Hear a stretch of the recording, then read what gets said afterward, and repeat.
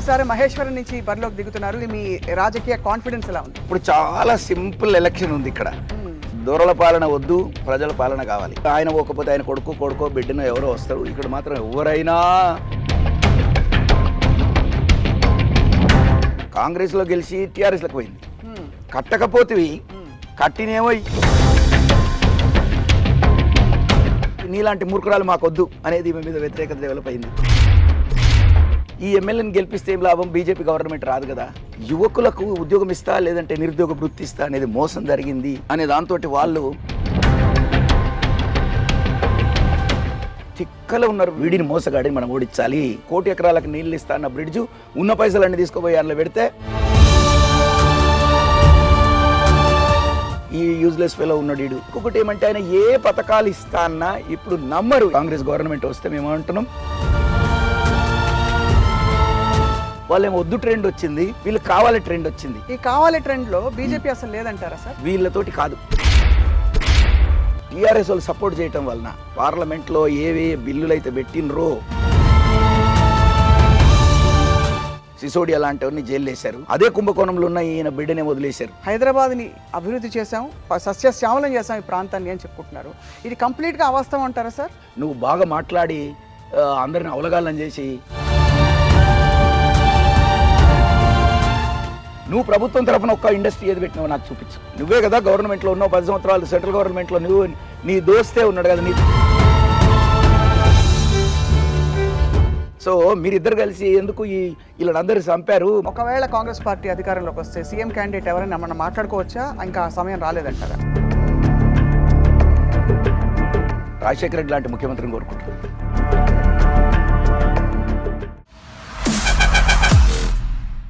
అందరికీ నమస్కారం. Welcome to this candid conversation on I dream. Kichanna గారి లక్ష్మారెడ్డి గారు అంటే కేఎల్ఆర్ గారు అందరికీ సుపరిచిత నాయకులు.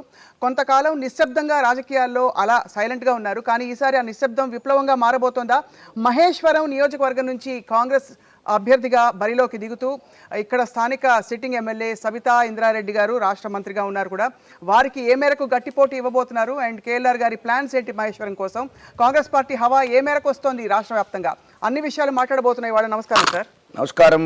ఐ డ్రీమ్ ప్రేక్షకులకి, మీ సిబ్బందికి అందరికీ కూడా నమస్కారాలు. సార్, కేఎల్ఆర్ గారు అంటే చాలా హల్చల్ చేసే నాయకులు అండ్ ఈసారి మహేశ్వరం నుంచి బరిలోకి దిగుతున్నారు. ఎలా ఉంది మీ రాజకీయ కాన్ఫిడెన్స్? ఎలా ఉంది? ఇప్పుడు చాలా సింపుల్ ఎలక్షన్ ఉంది ఇక్కడ. దొరల పాలన, ప్రజల పాలన. దొరల పాలన వద్దు, ప్రజల పాలన కావాలి. ఆ ప్రజల పాలన కాంగ్రెస్ ఇవ్వగలదు. ఆడ దొర గడిల పాలన మాత్రమే ఉంటుంది. ఆయన పోకపోతే ఆయన కొడుకో బిడ్డను ఎవరో వస్తారు. ఇక్కడ మాత్రం ఎవరైనా ఈ అట్టడుగు వర్గాల వాళ్ళకి రాజ్యాధికారం, అందరికీ రాజ్యాధికారం కాంగ్రెస్లోనే సాధ్యం అనేది జనం గుర్తించారు కనుక అదొకటి. 2, ఈమె ద్రోహి అని ముద్రపడింది. ఎందుకంటే కాంగ్రెస్లో గెలిచింది, కాంగ్రెస్లో గెలిచి టీఆర్ఎస్లోకి పోయింది. సో టీఆర్ఎస్లోకి పోయి కాంగ్రెస్ వాళ్ళని అందరిని కొట్టింది. ఏపీటీసీ, జడ్పీటీసీ, అన్ని ఎలక్షన్లలో, మున్సిపల్ ఎలక్షన్లు కానీ, జిహెచ్ఎంసీ ఎలక్షన్లు కానీ, కాంగ్రెస్ వాళ్ళను ఎవరైతే ఆమెను గెలిపించారో వాళ్ళందరినీ ఆమె కొట్టింది. తర్వాత రెండోది టీఆర్ఎస్లోకి పోయింది కనుక ఆ టీఆర్ఎస్ వాళ్ళు కూడా పాత టీఆర్ఎస్ వాళ్ళు, కొత్త టీఆర్ఎస్ వాళ్ళు, ఆ పాత టీఆర్ఎస్ వాళ్ళు కూడా ఈమెను హేట్ చేస్తున్నారు కనుక ఈమె మోసకారి అనేది ముద్రపడింది కనుక. తర్వాత కేఎల్ఆర్ అంటే ఒక మంచి వ్యక్తి, సేవకుడి నాయకుడు అనే సిద్ధాంతము, అబ్దుల్ కలాం గారి కింద పనిచేయటం కానీ, రకరకాల సంక్షేమం ఎక్కడ చూసినా కూడా ఏదో ఒక వినూత్న పద్ధతుల ద్వారా విప్లవాత్మకమైన మార్పు తీసుకురావాలనే ఆలోచన కలిగిన వ్యక్తి. ఎక్కడెక్కడైతే ఎమ్మెల్యేగా చేసిన దగ్గర కానీ, మిగతా ప్లేస్లలో కానీ చేసిన సేవలన్నీ కూడా ఇక్కడ కూడా నేను లీడ్ ఇండియా అనే ఉద్యమం ఇక్కడ కూడా చేపట్టాను కనుక ఇలాంటి నాయకుడు కావాలి అని కోరుకుంటున్నారు. అలాంటి నాయకురాలు వద్దు అని కోరుకుంటున్నారు కనుక అలాంటి పార్టీ వద్దు, ఇలాంటి పార్టీ కావాలనే క్లారిటీ వచ్చింది కనుక సింపుల్ అయిపోయింది ఎలక్షన్. రెండోది, ఇక్కడ బీజేపీ కూడా కొంతవరకు కనబడుతుంది. కానీ ఫైనల్గా ఏమవుతుందంటే ఈ ఎమ్మెల్యేని గెలిపిస్తే ఏం లాభం? బీజేపీ గవర్నమెంట్ రాదు కదా. కాబట్టి బీజేపీకి వేస్తే వేస్ట్ అనేది వచ్చే ఛాన్స్ ఉంది. తర్వాత బీజేపీ ఎక్కువ కనబడితే మైనార్టీ సోదరులందరూ కూడా గెలిచే దిక్కు అంటే కాంగ్రెసే గెలుస్తుంది అనే ఒక ఫీలింగు, పర్సెప్షన్ డెవలప్ అయింది కనుక మైనార్టీ సోదరులందరూ కూడా కాంగ్రెస్ వైపుకు షిఫ్ట్ అవుతూ ఉన్నారు కనుక దాంతో సింపుల్ అయిపోయింది.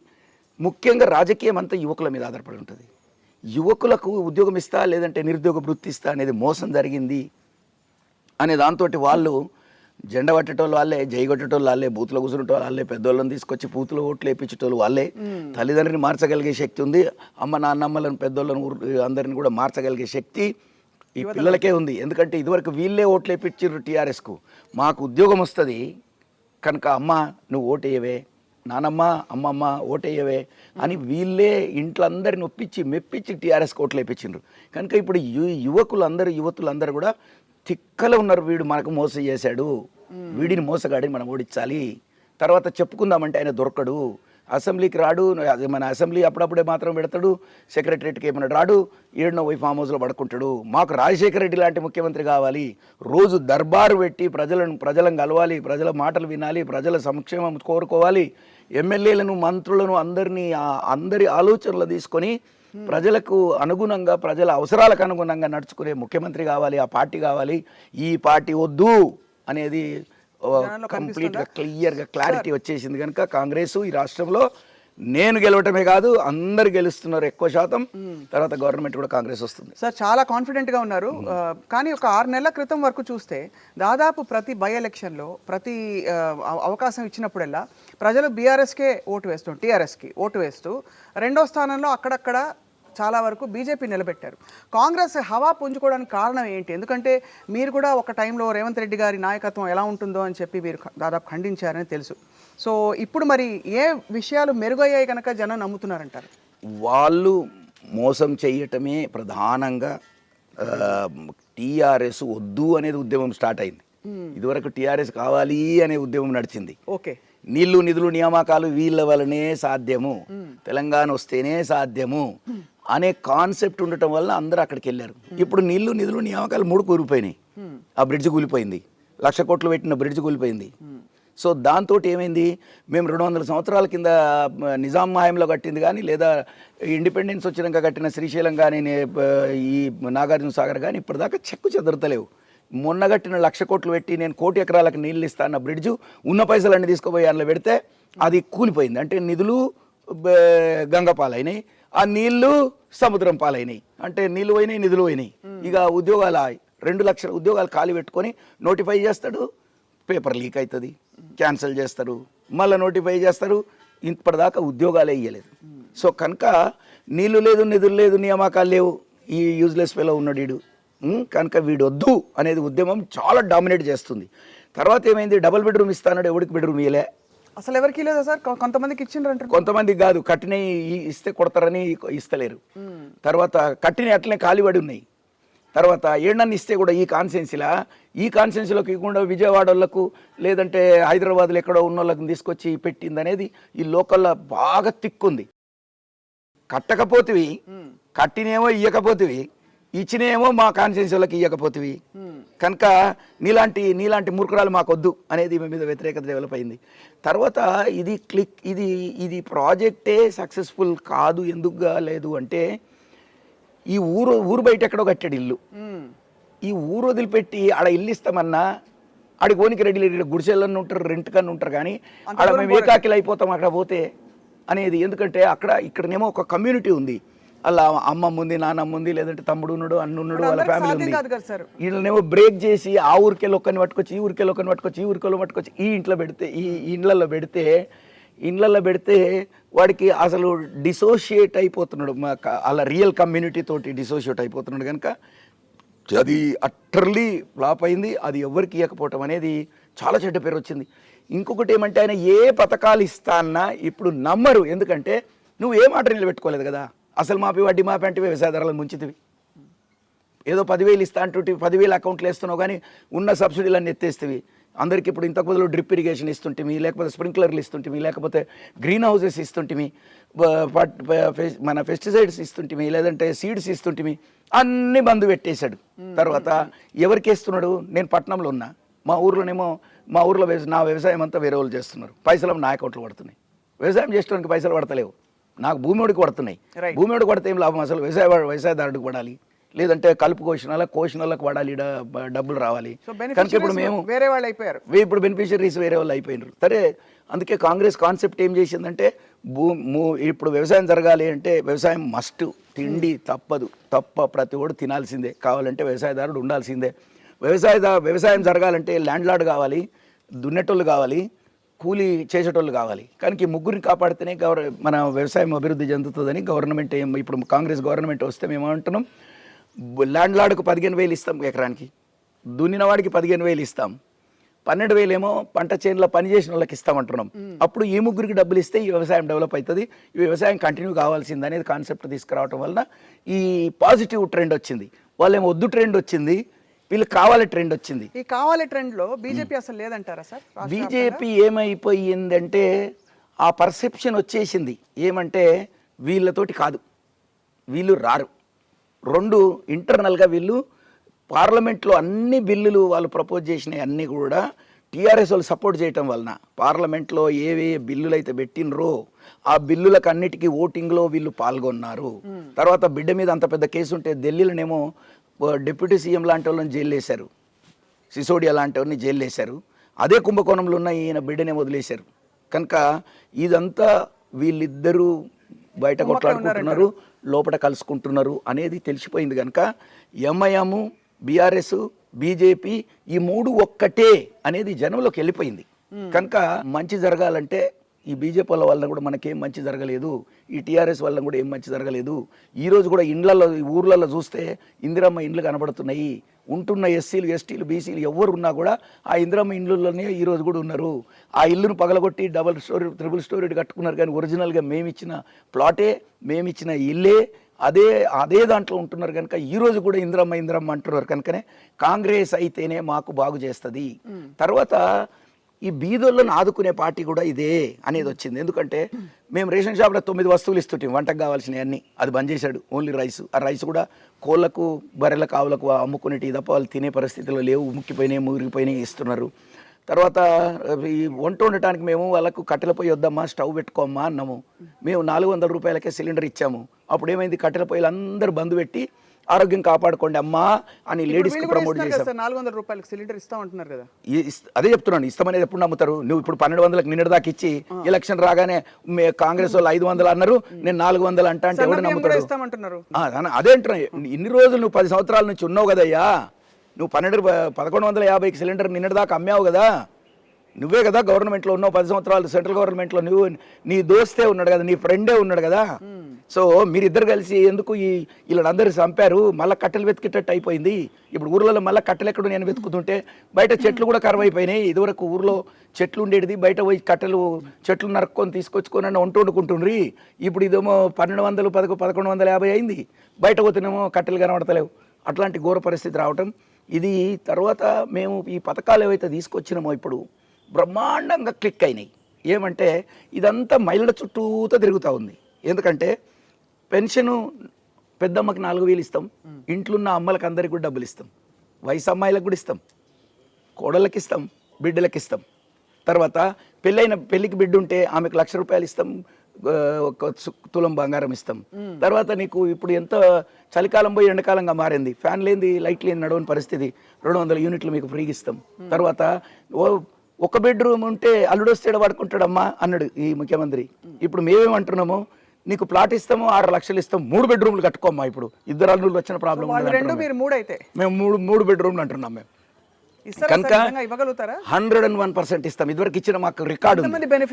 అంచనా వేశారా అసలు? అంటే ఇది ఎంతమంది చాలా తక్కువ మంది ఉంటారమ్మా. ఎందుకంటే ఎంతమంది ఒక పాప పెళ్లి చేసుకుంటే వాళ్ళ తాత ముసలుడు అయిపోతానే ఉన్నాడు. కనుక పెద్ద సంఖ్యలో అవసరం ఏం పడదు. పెద్ద సంఖ్యలో అవసరం హైదరాబాద్ చుట్టూ ఎందుకు పడుతుందంటే ఈ మైగ్రేషన్ వలన. నార్త్ ఇండియా వాళ్ళు ఇక్కడికి షిఫ్ట్ అవుతా ఉన్నారు పని కొరకు. విలేజర్స్ అందరూ ఇక్కడికి హైదరాబాద్కి షిఫ్ట్ అవుతున్నారు పని కొరకు. ఊర్లో ఇల్లు ఉంది కానీ ఇక్కడ ఇల్లు లేదు. కనుక ఈ హైదరాబాద్ సరౌండింగ్స్లో మీకు డిమాండ్ చాలా ఉంటుంది. తర్వాత ల్యాండ్స్ కూడా ఉన్నాయి. చిత్తశుద్ధి లేకపోవటమే. ఇప్పుడు డబుల్ బెడ్రూమ్ కట్టిస్తా అనే కాన్సెప్టే అది ఫెయిల్ అయింది. ఎందుకంటే నువ్వు ఉన్న ఊర్లో నీ ఇష్టం వచ్చిన దగ్గర కట్టుకో అంటే ఇప్పటికీ అది సక్సెస్ అయిపోతుంది. అంతకంటే సగం డబ్బులలోనే ఈ రాష్ట్రంలో ప్రతి ఒక్కరికి ఇల్లు వచ్చేది.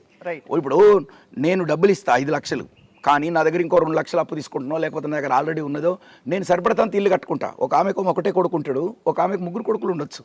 కనుక ఒక ఆమెకు 3 బెడ్రూమ్లు అవసరం పడవచ్చు, ఒక ఆమెకు బెడ్రూమే అవసరం పడకపోవచ్చు పిల్లలు లేకపోతే. కనుక ఎవరు అవసరాలను బట్టి వాళ్ళు ఇల్లు కట్టుకుంటారు తప్ప నువ్వేదో ఒక టవర్లా తీసుకుపోయి కూర్చోబెడతా అంటే వాళ్ళకి నచ్చలేదు. నువ్వు ఈయనకు కూడా మధ్యలో ఆపేసుకోవటం జరిగింది. సార్ అయితే మీరు అంతా చూడండి, మేము చేసినవి అన్నీ 9 వస్తువులు, 500కి సిలిండరు, తర్వాత నీకు మీ అమ్మకి 4000, నీకు కోడలికేమో 2500, తర్వాత నీకు 200 యూనిట్లు కరెంటు ఫ్రీ, తర్వాత నువ్వు ఎక్కడన్నా నీ బిడ్డ ఒక దిక్కుంది, తల్లి ఒక దిక్కుంది, ఎక్కడెక్కడో ఉన్నారు. మీరు ఎక్కడ మీ అమ్మని కలవటానికి పోవాలనుకున్నా, బిడ్డ పోయి తల్లిని కలవాలనుకున్నా, ఇప్పుడైతే ఏసీ బస్సు ఏ బస్సు అయినా సరే ఎక్కడైనా నువ్వు ఫ్రీగా పొమ్మంటున్నారు. కనుక లేడీస్ సంతోషంగా ఉన్నారు. మా తల్లులు ఏమంటారు, మా బిడ్డను రోజు పోయి చూసి వస్తానని అంటుంది. బిడ్డ కూడా అంటుంది, లేదంటే నేను మా అమ్మ దగ్గర పోయి రోజు చూసి వస్తా అంటుంది. ఎందుకంటే రోజు పోవాలంటే ఆమెకు పైసలు సరిపో. ఐ డ్రీమ్ అన్నందుకు డ్రీమ్ లాగా ఉందండి మీరు చెప్తున్నది. సార్ బ్రహ్మాండం. టీఆర్ఎస్ లో ఎవరెవరికైతే టికెట్లు రావట్లేదు, అలిగున్నారు, వాళ్ళందరూ నంబర్ 2 క్యాండిడేట్లు అందరూ, వాళ్ళందరూ బయటకు వచ్చి కాంగ్రెస్ లో టికెట్లు సంపాదించుకుంటున్నారు. అంటే ఇక్కడికి వచ్చాక మంచోళ్ళు అయిపోతున్నారా వాళ్ళు? మనుషులు మంచోళ్ళు ఒకటి, 2 రకాల మనుషులు. నేనున్నాను, నేను సేవకుడిని. అవును, మీరు సేవకుడే, సేవకుడే. అసలు మేము అందరికి ట్రైనింగ్ ఇస్తాం. అబ్దుల్ కలాం గారి కింద పనిచేస్తాం మేము. ప్రతి స్కూళ్ళలో లీడ్ ఇండియాలో ట్రైనింగ్ ఇచ్చాం మేము. ప్రతి పిల్లలకి అరే మీరు అందరూ ఇంజనీర్ అవుతా, సైంటిస్ట్ అవుతా, అదైతా ఇదైతా అంటారు. లీడర్ అవుతా అని కూడా అనండిరా. లీడర్ అంటే ఒక రాజకీయ నాయకుడే కాదురా, ప్రతి దగ్గర నువ్వు నాయకత్వం వహించాలరా. మనం ఫ్యూచర్లో మనం ప్రపంచానికే నాయకత్వం వహించాలరా మన భారతదేశము. కనుక మీరు అందరూ లీడర్లు కండి అని మేము ట్రైనింగ్ ఇస్తున్నాం. అందులో ఇది ఇన్కల్కేట్ చేశాం మేము. సో అట్లనే నేను కూడా మొదటి నుంచి కూడా ఇప్పుడు నన్ను అన్ని పార్టీలు నేను ఎంపీగా కంటెస్ట్ చేసినప్పుడు మొట్టమొదలు నేను 98లో నేను టికెట్ అడగలే. నన్ను కాంగ్రెస్ హైకమాండ్ ఫోర్స్ చేసి కంటెస్ట్ చేయించింది. ఇప్పుడు మహేశ్వరం కూడా నేను టికెట్ అడగలే. నేను తాండూరు టికెట్ అడిగా, నేను మేడ్చల్ టికెట్ అడిగా. మేడ్చల్ వద్దు అన్నారు. ఓకే, తాండూరు పోతా అన్న, ఎందుకంటే అక్కడ బీదోళ్ళు చాలా మంది ఉంటారు, అక్కడ సేవ చేసి నాకు భాగ్యం కలుగుతుంది అని. సో తర్వాత నన్ను no you have to sacrifice that. అది నువ్వు ఎట్లా గెలుస్తావు, అది ఎట్లా కాంగ్రెస్ గెలుస్తుంది. ఈ మోసకారిని ఓడగొట్టాలంటే ఒక గట్టివాడు కావాలి, నువ్వైతేనే ఓడగొట్టగలవు అంటే నేను నో అంటే నువ్వు ఎస్ అన్నదాకా నిన్ను వదిలేదు లేదని ఢిల్లీకి పిలిపించి నన్ను ఒప్పించి సోనియా గాంధీ లెవెల్లోనే ఇన్ఫ్లుయెన్స్ చేసి నన్ను ఇక్కడికి పంపించారు. భట్టి గారు మీకు చాలా ఆత్మీయులని వినికిడి సార్. భట్టి గారు, సో ఈసారి అంటే ఒకవేళ కాంగ్రెస్ పార్టీ అధికారంలోకి వస్తే సీఎం క్యాండిడేట్ ఎవరైనా మనం మాట్లాడుకోవచ్చా? ఇంకా సమయం రాలేదంటారా? నేనేం చెప్పాను, రాజశేఖర రెడ్డి లాంటి ముఖ్యమంత్రిని కోరుకుంటున్నారు. ప్రజా దర్బారు పెట్టే ఆలోచన ఉన్న ముఖ్యమంత్రి. సన్నిహితులా సార్ మీకు బాగా? నాకు అందరు మంచోళ్ళే, అందరు సన్నిహితులే. నాకు ఏవైతే నిజంగా కూడా సేవ చేయాలనే గుణము లక్షణము ఉన్నోళ్ళకు ప్రిఫరెన్స్ ఇవ్వాలనే ఆలోచన ఉంటుంది నాకు. తర్వాత ఈ దురలపాలన వద్దు నేను అంటున్నాను. దురలపాలన ఎన్ని రోజులు అంటున్నాను నేను. అందరికీ రాజ్యాధికారం కావాలి అంటున్నాను నేను. కనుక అందులో భట్టి గారు కావచ్చు, లేకపోతే ఇంకా ఎస్టీలు కావచ్చు, బీసీలు కావచ్చు, మా దగ్గర మైనార్టీలు కావచ్చు, ఎవరైనా ముఖ్యమంత్రి అయ్యే ఛాన్స్ ఇందులోనే ఉంది అంటున్నాను నేను. రైట్ సార్, వీళ్ళు చెప్తున్నది బీఆర్ఎస్ ఇప్పుడు ప్రభుత్వం ఇచ్చింది, తెలంగాణని అభివృద్ధి చేసి 10 ఏళ్లలో అసలు తెలంగాణ ముఖ చిత్రం మార్చి అంటే జాతీయ స్థాయిలో ఒక గుర్తింపు తెచ్చాము, హైదరాబాద్ని అభివృద్ధి చేశాము, 24 గంటల కరెంట్ ఇచ్చాము, అండ్ ఇంకా దళిత బంధు లాంటి వినూత్నమైన పథకాలు. సరే, కాళేశ్వరంలో చిన్న మేడిగడ్డ ఒక్కటే వదిలేస్తే మిగతావన్నీ అసలు అంతే సస్యశ్యామలం చేస్తాం ఈ ప్రాంతాన్ని అని చెప్పుకుంటున్నారు. ఇది కంప్లీట్గా అవాస్తవం అంటారా సార్? పూర్తిగా అవాస్తవమ్మా. ఆయన లెక్కలు అడగండి. ఆ మేడిగడ్డ, ఆ గడ్డ, ఏ గడ్డ నువ్వు ఏదైతే గడ్డలా పెట్టిన డబ్బులు ఎన్ని అసలు నువ్వు మిగతాది ఏది కొత్తది ఏది కట్టినావు, కట్టింది ఒకటి కూలిపోయింది, మిగతాది ఏది కట్టావు నువ్వు వర్షాలు పుష్కలంగా పడి ఎక్కడ పోయినా సార్ వాటర్ బాడీస్ ఎక్కువ కనిపిస్తున్నాయి కదా ఈ మధ్య. వాటర్ బాడీలు వాటర్ నింపాడు అయినా ఏమన్నా వర్షాలు పడటం వలన ఈ లాస్ట్ 3 years 4 years నుంచి వర్షాలు పడటం వలన నీకు చెరువులు నిండటం వలన వ్యవసాయం పెరిగింది. తర్వాత భూగర్భ జలాలు పెరగటం వలన నీకు వ్యవసాయం పెరిగింది.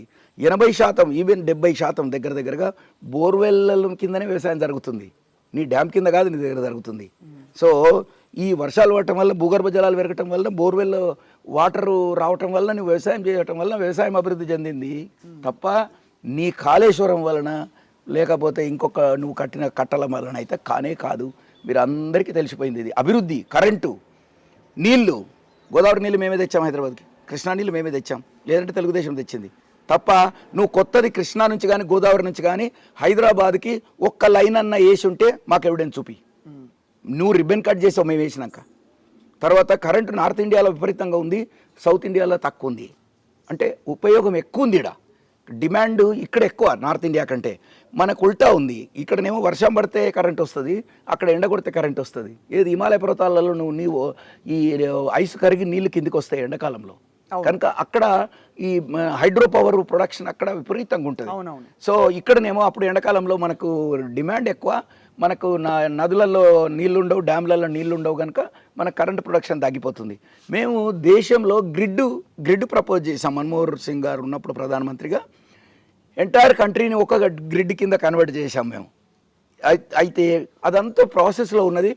కనెక్ట్ అయ్యే టైంకి వచ్చి రిబ్బన్ కట్ చేసి నేను కరెంట్ ఇచ్చినట్టు తప్ప ఇదంతా కనెక్టివిటీ వలనే, ఇంటర్ కనెక్టివిటీ వలనే, అన్ని స్టేట్లను లింక్ చేయటం వలనే ఒక రాష్ట్రంలో ప్రొడక్షన్ ఒకసారి ఎక్కువ ఉంటుంది. ఒకసారి బీహార్లో వర్షాలు ఎక్కువ పడతాయి, ఓసారి ఆంధ్రలో వర్షాలు ఎక్కువ పడవచ్చు, ఓసారి తెలంగాణలో ఎక్కువ పడవచ్చు. ఒక్క దగ్గర అక్కడ విపరీతమైన వర్షాలు బాగా పడ్డప్పుడు రిక్వైర్మెంట్ తగ్గిపోతుంది, పవర్ ప్రొడక్షన్ పెరిగిపోతుంది. ఇదంతా అంటే అన్ని కలిసి వచ్చాయి తప్ప వాళ్ళు చేసిన ఏం లేదంటారు. 100% సాఫ్ట్వేర్.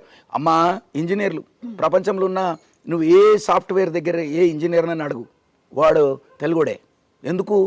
మేము ఉచిత విద్య ఇచ్చాము, మేము ఫీజు రియంబర్స్మెంట్ ఇచ్చాము. నువ్వేమన్నా చదువుకోరా నాన్న, ₹1 కట్టక్కర్లేదు అన్నాం. కనుకనే తర్వాత ఇంజనీరింగ్ కాలేజీలు ఇచ్చాం.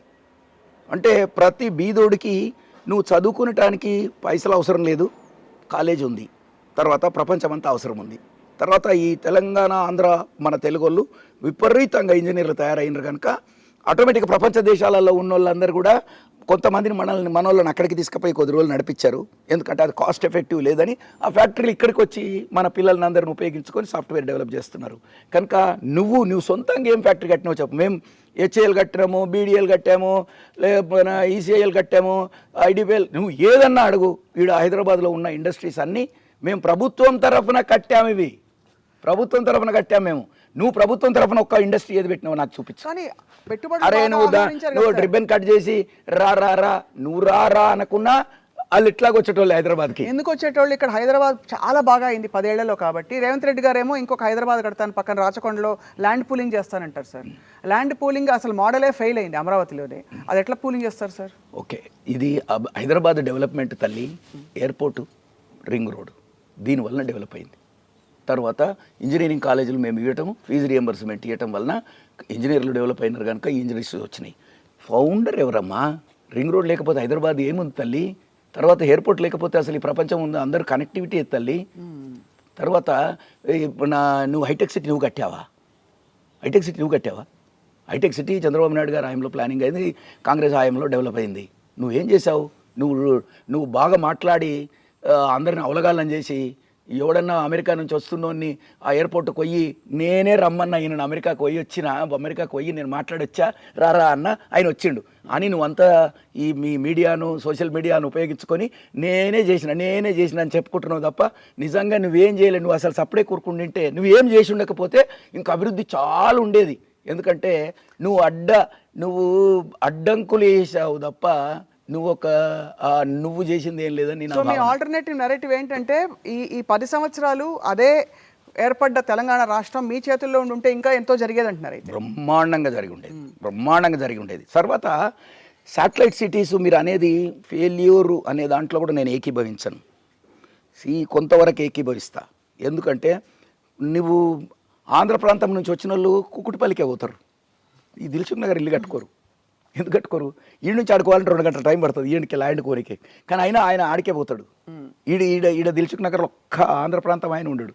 నువ్వు మన ఇంత పెద్ద ఈటీవీ ఆయన అది పెద్దగా అక్కడ కట్టుకున్నాడు కదా ఒక స్టూడియో, రామోజీ ఫిలిం సిటీ, అయినా కూడా ఒక్క ఆంధ్ర ప్రాంతం ఆయన అక్కడిక్కడ ఆయన పక్కకి ఎక్కడ ఇల్లు కట్టుకున్నారని చూడండి మీరు. ఆ కొనపోయి ఎందుకు కట్టుకుని? శాటిలైట్ సిటీ ఎవరు పెట్టారు? కూకుట్టుపల్లి. నువ్వు పుట్టినవో లేదప్పుడు Kukatpally is a satellite city. So ఈ కాంగ్రెస్ క్రియేట్ చేసింది ఆ రోజులలో. అసలు ఇనీషియల్గా ఎవ్వడు పోలేదానికి. అసలు కూకుట్టుపల్లికి పోవటానికి ఎవడు రెడీ ఉండేది కాదు. హుడా హౌసెస్ మొత్తం ఫస్ట్ కట్టింది, అక్కడ ఉన్నాయి అన్ని ఓన్లీ చిన్న హుడా హౌసెస్ ఉండేది, హౌసింగ్ కాలనీ ఉండేది. ఆ తర్వాత అదొక పట్టణం కింద కన్వర్ట్ అయింది. శాటిలైట్ సిటీ ఒకటి అంటే ఇండిపెండెంట్ సిటీ కాకపోతే పోరు. ఎందుకు పోరు? ఇప్పుడు నువ్వు ఈడనేమో ఇప్పుడు ఈడ 2 కోట్లకు ల్యాండ్ దొరుకుతుంది, 100 కోట్లు పెట్టి కోకాపేటలో కొంటున్నారు. ఎందుకు కొనాలి సార్? అడికెళ్ళిడికి 10 మినిట్స్ డ్రైవే, 10 మినిట్స్ ఎక్స్ట్రా. ఎందుకంటారు అంత భూముల ధరలు ఎందుకు పెరిగిపోయాయి సార్? ఆ భూములు గారిపోవడానికి కూడా కుంభకోణం ఈయనదే. అదొక పెద్ద కుంభకోణం. ఎందుకంటే వాడు స్క్వేర్ ఫీట్ ల్యాండ్కు ఎంత ఖర్చు అవుతుందో చూస్తాడు. నువ్వు 100 కోట్లు అంటే 60 ఫ్లోర్లు కట్టుకుంటా అంటే వాడు 100 కోట్లు కొంటాడు. నువ్వు 100 ఫ్లోర్లు కట్టుకోమన్నావు అనుకోండి, 150 కోట్లకు కొంటాడు. ఎందుకంటే భూమి సేమ్, ఓన్లీ సిమెంట్ స్టీలే కదా పైకి లేపుతా పోయేది. కనుక నీకు వాడు ఒక ఫ్లాట్ రేటు, నీకు వాడు ల్యాండ్ కాస్ట్ 2000 నుంచి 2500 స్క్వేర్ ఫీట్ పడుతుంది. తర్వాత 5000 రూపాయలు ఖర్చు అవుతుంది.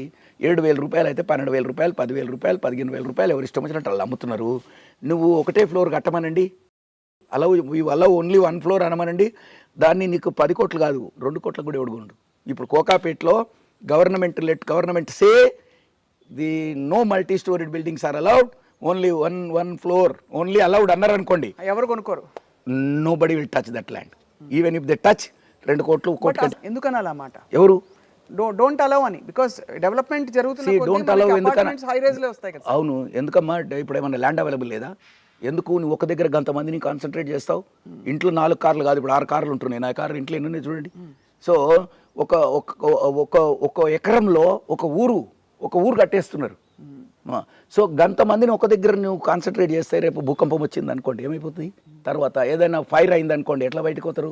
తర్వాత డ్రైన్ అండ్ వాటర్ అండ్ భూకంపం వస్తుందా రాదా కాదు, by chance. But that is the typical model of all development world wide కదా సార్. వరల్డ్ అక్రాస్ మీరు పెద్ద సిటీస్ చూస్తే డెవలప్ సిటీ హై రైజ్ లే కనిపిస్తాయి మనకి. నీకు ఇన్ఫాక్ట్ ఒక చాలా పెద్ద కళగా చెప్తారు అందరూ. నో, అమెరికా పోయి చూడండి, మెయిన్ టౌన్లో మాత్రమే స్టోరీ బిల్డింగ్లు ఉంటాయి. అవును, డౌన్ టౌన్. మిగతాదంతా నీకు సింగిల్ ఫ్లోర్లు 1+1 కానీ 1 ఉంటాయి. అంటే అక్కడ అవైలబిలిటీ ఆఫ్ ల్యాండ్ ఉంది కాబట్టి ఈడ కూడా బొచ్చడంత ల్యాండ్ అవైలబుల్ ఉంది. అమెరికా కంటే ఎక్కువ ఉంది. అమెరికా కంటే ఈడ ఎక్కువ ఉంది ల్యాండ్. ల్యాండ్ కంటే ఇక్కడ ఎక్కువ ఉంది. అమెరికా కంటే ఎక్కువ ఉన్నది అనుకున్నా ఇది ల్యాండ్ అవైలబిలిటీ. నువ్వు హైదరాబాద్ 50 కిలోమీటర్ రేడియస్లో లక్షల ఎకరాలు ఖాళీపడి ఉంది. సార్ మీరు పేదలకు ల్యాండ్ పంచుతామంటున్నారు కదా, ఇస్తామని ఎంతమందికి ఇవ్వగలుగుతారు? ఎక్కడెక్కడ ఇస్తారు సార్? అమ్మ తల్లి, నీ ఊర్లో పోయి అన్ని ఏ ఊర్లో పోయి అని అడుగు. ఎస్సీలు, ఎస్టీలు, బీసీలు మీరు వ్యవసాయం చేసుకుంటున్న భూమి ఎవరిదని అడగండి. భూదానం మూమెంట్ మేమే తెచ్చాం. తర్వాత సర్ప్లస్ ల్యాండ్ సీలింగ్ తీసుకొచ్చి సర్ప్లస్ ల్యాండ్స్ అన్నిటిని ఐడెంటిఫై చేశాం. ఊర్లో ఉన్న ప్రతి బీదోడికి భూములు పంచింది మేము. భూములు గుంజుకుంటుంది ఈయన. ఇప్పుడు వచ్చిపోయిన వాళ్ళు కూడా భూమి గుంజుకున్న వాళ్ళే. 3000 ఎకరాలు నోటిఫై చేసి మేము 20-30 సంవత్సరాల కింద ప్లాట్లు కొన్నాము. మేమంతా ఒక్కడొక్కడ రాష్ట్రంలో ఉన్న వాళ్ళం అందరం ప్లాట్లు కొన్నాము. ఇప్పుడు అంతా నోటిఫై చేసేసి మమ్మల్ని అందరిని ఎలగొట్టేస్తున్నారు. అక్కడి నుంచి మమ్మల్ని రక్షించండి, ఈ గవర్నమెంట్ రక్షించలేకపోయిందని వచ్చారు ఇప్పుడు. అంటే మేము ఇచ్చిన భూములన్నీ లాక్కోవటం. ఫార్మా ఇండస్ట్రీకి వెళ్ళండి, ఎన్ని వేల ఎకరాలుగా మేము పంచిన భూమిని లాక్కున్నది. హైదరాబాదు రంగారెడ్డి డిస్ట్రిక్టులో కొన్ని వేల ఎకరాలు మేము పంచిపెట్టిన భూములన్నింటిని లాక్కున్నారు. ఇప్పుడు మేము ఇచ్చేవాళ్ళం, ఆయన గుంజుకునే వాడి కింద కన్వర్ట్ అయిపోయాడు. సో అయితే మీరు చాలా స్పష్టమైన ప్రణాళికతో ఇన్ని సంవత్సరాలు మీరు జనానికి చెప్పలేనిది, ఎందుకంటే తెలంగాణ ఇచ్చింది మీరే అని మొదటి నుంచి చెప్తున్నా తిరస్కరించి 2 తెలుగు రాష్ట్రాల్లో మీరు దాదాపు మీరు you have to give up your party. అంటే మీ పార్టీ కనుమరుగైపోయింది ఏపీలో. అయితే ఇక్కడైతే ఉండి లేనట్టుగా ఉన్నవాళ్ళు కూడా టీఆర్ఎస్లోకి వెళ్ళిపోయి అలా కొనసాగింది సార్. ఇప్పుడున్న పరిస్థితుల్లో కాంగ్రెస్ పార్టీ ఒకవేళ అధికారంలోకి వస్తే ఎన్ని సంవత్సరాలలో గణనీయ ఒక చెప్పుకోదగ్గ మార్పు వస్తుందని మీరు భావిస్తున్నారు సార్? మార్పు అంటే ఏంది? ప్రతి మనిషి minimum facilities are need to be prioritised. That is what we are doing. తర్వాత ప్యారలల్లీ డెవలప్మెంట్. కానీ నువ్వు బీదోళ్ళని అందరినీ భూములు కూడా లాక్కొని వాడిని ఎలగొట్టేసి నువ్వు వాడిని రోడ్ల మీద వేసేసి నువ్వు ఇల్లే లేకుండా చేసి వాడి స్టవ్వే మండకుండా చేసేసి తిండి వస్తువులే దొరకకుండా చేసేసి ఆ రేట్లు విపరీతంగా పెరిగిపోయి బీదోడు తినలేని పరిస్థితికి తీసుకొచ్చి నేను ఒక టవర్లు కట్టిన చూడు, ఒక 60 ఫ్లోర్ల బిల్డింగ్ మీరు ఎప్పుడైనా కాంగ్రెస్ వాళ్ళు కట్టారా? మేము 60 ఫ్లోర్ల పర్మిషన్ ఇచ్చినాము చూడు అని అంటే దాన్ని డెవలప్మెంట్ అంటే ఎట్లమ్మా? దాంట్లో ఎన్ని కుంభకోణాలు తల్లి. సో అయితే చాలా స్పష్టంగా ఉన్నారు సార్. బ్రహ్మాండమైన స్పష్టత కార్యకర్తలకు ఉంది, మాకుంది, ప్రజలకు ఉంది. ఇక్కడ స్థానికంగా మీరు అన్నారు మీ ప్రత్యర్థి, మీ సమీప ప్రత్యర్థి అని చెప్పాలి, లేదు సబితా ఇంద్రారెడ్డి గారికి ఇక్కడ స్థానిక బలం ఉన్న ఒక నాయకురాలు, అండ్ అలాగే ఇప్పుడు ప్రస్తుతం అధికార పార్టీలో ఉన్నారు, రాష్ట్ర మంత్రిగా ఉన్నారు. ఎలా ఎదుర్కోబోతున్నారు సార్? జనంలోకి వెళ్తుంటే ఏమంటున్నారు అందరూ? నువ్వు మంచోడవు, ఆమె మోసకారి, మంచోళ్ళు మాకు కావాలి అంటున్నారు. అంత స్పష్టంగా వాళ్ళు క్లియర్ ఉంది. సార్, మీకు గతంలో మల్లారెడ్డి గారు ఏమైనా రికమెండేషన్స్ చేశారా సార్ అధిష్టానంలో? దేని కొరకు? మీకు టికెట్ రావాలని చెప్పి మేడ్చల్లో అక్కడ ఇక్కడ ఆయన ఇష్యూ అయింది కదా ఆ మధ్య. ఇదివరకు చెప్పాను కదా ఆయనని. ఇంకా నేను ఇప్పుడు ఆ కాన్ఫరెన్స్లో లేను కనుక ఆయన గురించి మాట్లాడే అనవసరము. సో ఆయన అర్హుడు కాదని నేను అనుకుంటున్నాను మంత్రిగా. అంతే అంటారు సార్. ఈసారి మరి లుక్స్ లైక్ మీరు చాలా కాన్ఫిడెంట్గా ఉన్నారు సార్ కేఎల్ఆర్ గారు. సో 2 సార్లు మీరు గెలుపొందకపోయినా కూడా మీ స్ఫూర్తిని మళ్ళీ పొంది ఈసారి జోష్లో మీరు కూడా భాగం అవుతున్నారు. మీకు all the best, very very best sir. Thank you, Ma. I dream, you dream, everybody is dreaming. We will see that the dreams will be fulfilled if Congress comes in. Thank you very much sir. Thank you.